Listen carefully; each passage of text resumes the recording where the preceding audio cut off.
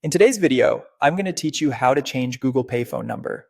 This process updates the phone number on your Google account, which Google Pay relies on for identity verification, payment alerts, and security notifications. We'll do everything from a web browser so it's clear and consistent across devices. Start by opening your browser and going to myaccount.google.com.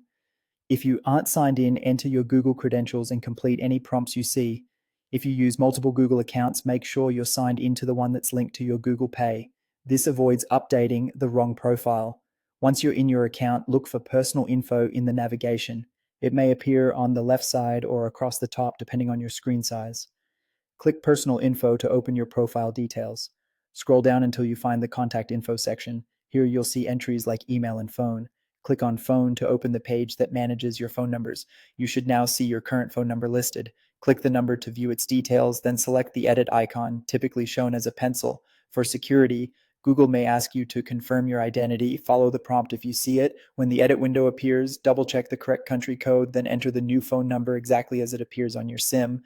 Typos here can prevent verification, so take a moment to confirm it's accurate. After entering the new number, follow the on-screen instructions to verify it.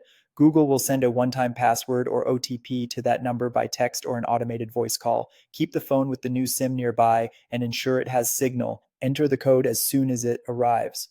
OTPs usually expire quickly. If the message doesn't show up after a short wait, use the resend option or choose the call option if it's available.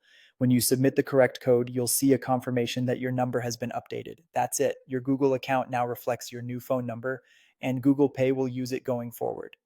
A few quick tips to make this smooth. Keep your old number active until you finish in case you need it for account recovery. Make sure Do Not Disturb is off, so OTP texts or calls come through, and verify that the country code matches your new number.